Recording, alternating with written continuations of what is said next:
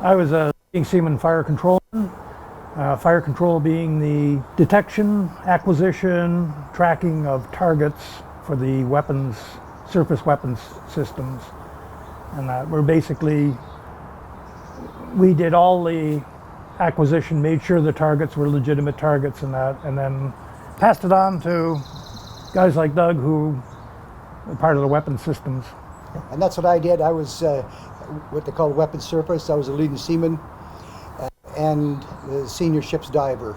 Myself, I was sitting in hospital, and I was in a hospital bed when I heard it from CKNW, and I was disgusted, insulted, and I felt very disrespected by their actions.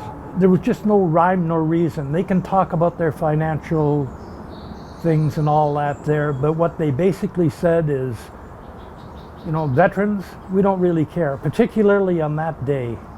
75 days after 359 Canadians gave their lives.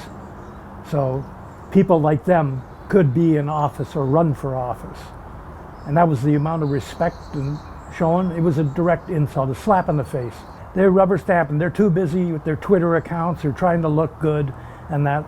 And they can say all they want that's, you know, for financial reasons. It's a drop in the bucket of their budget.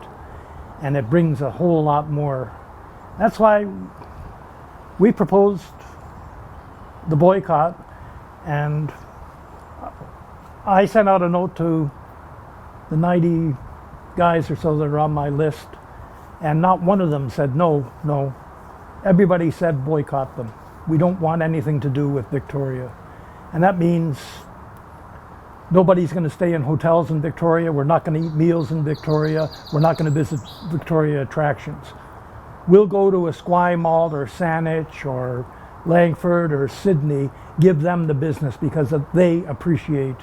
That's taking money away from veterans if you're going through Veteran Affairs.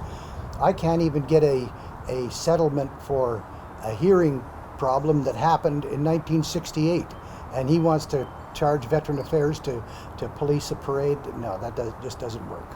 One comment I heard from a gentleman in Victoria, he said if they were to do that, that a lot of the cops, the policemen on the street, would volunteer to work for free, for gratis, to keep it going. And that the fact that they work for overtime is because it's there. But a lot of them would do it for free, out of the goodness of their hearts. I look upon it this way: it's not my decision to make, or the 5 or 6 other gentlemen doing the organization. It's for the rest of the crew to decide. And at this point, I would say they can reverse their vote tomorrow, but I doubt very much we're going to reverse ours. The damage has been done. We received the insult and the disrespect, and yes, it's going to hurt people in Victoria by us not appearing, not showing up using Victoria and that, but we will be using somebody. yeah, we, you know, Esquimalt or Langford or Sydney or Saanich, one of those communities, that's where we'll be based out of. But Victoria will be a no-go, and I do not foresee the crew changing their mind. I think it's a fairly thing, unless, and this is a big unless, the council, the mayor and council come out and actually apologize for the disrespect shown to us and to other veterans and families and serving members of the Canadian Forces.